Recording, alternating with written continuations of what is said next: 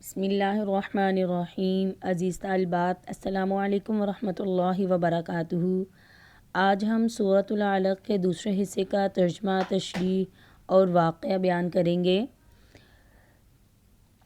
ان آیات کا واقعہ کچھ اس طرح ہے کہ ابو جہل آپ صلی اللہ علیہ وسلم کا سخت دشمن تھا۔ ایک دن آپ صلی اللہ علیہ وسلم حرم پاک میں نماز پڑھ رہے تھے تو اس نے آپ صلی اللہ علیہ وسلم کو نماز پڑھنے سے منع کیا اور یہ بھی کہا کہ اگر آپ نے نماز پڑھی تو میں معاذ اللہ آپ کی گردن کو پاؤں سے کچل دوں گا۔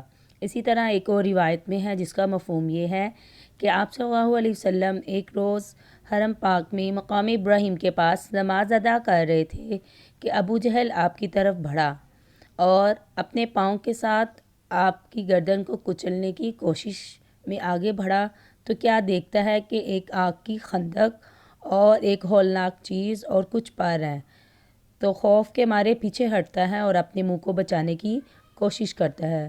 لوگ دیکھتے ہیں اور پوچھتے ہیں کہ تمہیں یکایک یہ کیا ہوا کہ تم پیچھے کو واپس دوڑے ہو؟ تو اس نے کہا، میں دیکھتا ہوں کہ ان کے اور میرے درمیان ایک آگ کی خندق اور ایک ہولناک چیز اور کچھ پر ہیں۔ اگر میں آگے بڑھتا تو وہ میری بوٹیاں نوچ لیتے، مجھے کچل ڈالتے۔ جب آپ کو اس واقعے کا علم ہوا تو آپ نے کہا کہ اگر وہ آگے بڑھتا، مجھے نقصان پہنچانے کی کوشش کرتا تو فرشتے اس کے چیتھڑے اڑا دیتے، اس کی بوٹیاں نوچ لیتے۔ تو اس موقع پر یہ آیات نازل ہوئیں جن کا ترجمہ یہ ہے، کلا ان الانسان لیطغی، حقیقت یہ ہے کہ انسان کھلی سرکشی کر رہا ہے۔ کلا، حقیقت یہ ہے، ان الانسان، بے شک انسان، لیطغی، کھلی سرکشی کر رہا ہے۔ کلا ان الانسان لیطغی، حقیقت یہ ہے کہ انسان کھلی سرکشی کر رہا ہے۔ ارآ، کیونکہ اس نے سمجھ لیا خود کو، استغنا، بے نیاز۔ ارآہ استغنا، کیونکہ اس نے خود کو بے نیاز، بے پرواہ سمجھ لیا ہے۔ انا، بے شک، الی، طرف، ربک، تیرے رب کی، رجع، سب کو لوٹنا ہے۔ انا الی ربک رجع، بے شک سب کو تیرے رب کی طرف لوٹنا ہے۔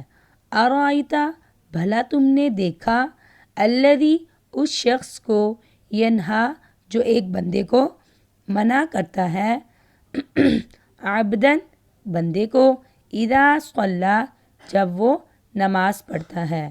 ارأیت، بھلا تم نے دیکھا، الذی، اس شخص کو، ینہا، جو منع کرتا ہے، عبداً، ایک بندے کو، اذا صلی، جب وہ نماز پڑھتا ہے۔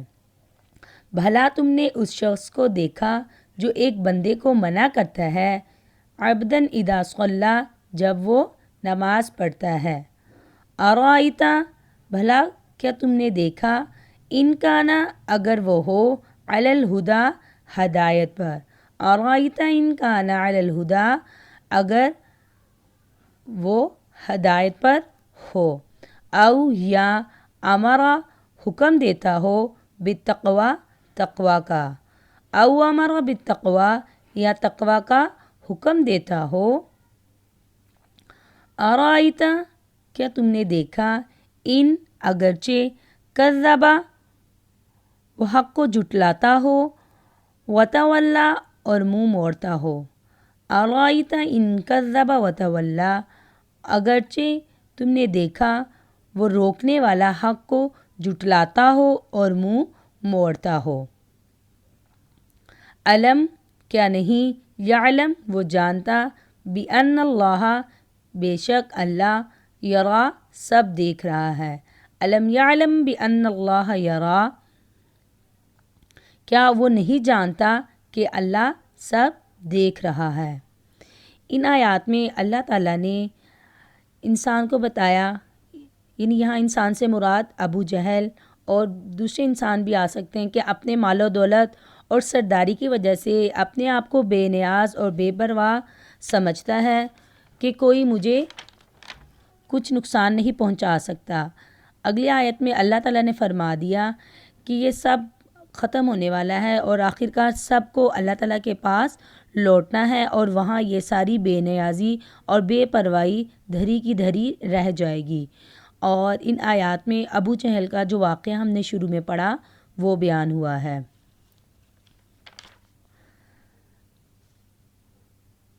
اگلی آیات، کلا ہرگز نہیں، لا علم اگر نہیں، ینتہی وہ باز آئے گا، کلا لا علم ینتہی خبردار اگر وہ باز نہ آیا، کلا ہرگز نہیں، خبردار، لا علم اگر نہیں وہ ینتہی باز آیا، کلا لا علم ینتہی خبردار اگر وہ باز نہ آیا، لنصفعا تو ہم گھسیٹیں گے، بالناصیہ پیشانی کے بال پکڑ کر، لنصفعا بالناصیہ ہم پیشانی کے بال پکڑ کر گھسیٹیں گے، ناصیۃ پیشانی، کاذبہ جھوٹی، خاطیہ گنہگار، ناصیۃ پیشانی، کاذبہ جھوٹی، خاطیہ گنہگار، ناصیۃ کاذبۃ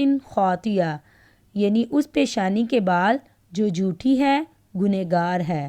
فلیدعو اب وہ بلا لے، نادیہ اپنے مجلس والوں کو، فلیدعو نادیہ پس چاہے اب وہ بلا لے اپنی مجلس والوں کو، سندع الزبانیہ، سندع الزبانیہ ہم بھی دوزخ کے پیادوں کو بلا لیں گے، سندعو ہم بھی پکار لیں گے، زبانیہ دوزخ کے پیادوں کو، سندع الزبانیہ پس ہم بھی دوزخ کے پیادوں کو بلا لیں گے، کلا ہرگز نہیں، لا تطیعہ اس کی بات نہ مانو، واسجد اور سجدہ کرو، واقترب اور قریب آ جاؤ، کلا ہرگز نہیں، لا تطیعہ اس کی بات مانو، واسجد سجدہ کرو، واقترب اور قریب آ جاؤ۔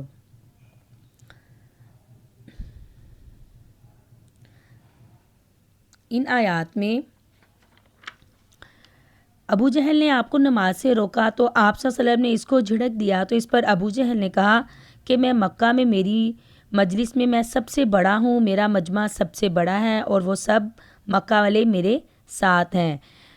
اس کے جواب میں اللہ تعالیٰ نے فرمایا کہ اگر وہ آپ صلی اللہ علیہ وسلم کو تکلیف پہنچانے کے لیے اپنی مجلس والوں کو بلا لیں گے تو ہم دوزخ کے فرشتوں کو بلا لیں گے، اور بعض روایتوں میں آتا ہے کہ ابو جہل آپ کو تکلیف پہنچانے کے لیے بڑھا تھا تو پھر رک گیا، ورنہ فرشتے اس کی بوٹیاں نوچ ڈالتے۔ اور اس آیت میں آخر میں جو اللہ تعالیٰ نے فرمایا کلا لا تطیعہ، یہ بہت پیارا فکرہ ہے۔ اس سے معلوم ہوتا ہے کہ انسان کو سجدے کی حالت میں اللہ تعالیٰ کا خاص قرب عطا ہوتا ہے۔ یہ آیت سجدہ ہے، اس کی تلاوت کرنے اور سننے والے پر سجدہ تلاوت واجب ہو جاتا ہے۔ امید ہے طالبات آپ اس سے بھرپور فائدہ اٹھائیں گی اور اس کو اچھی طرح یاد کریں گی اور عمل میں لے کر آئیں گی۔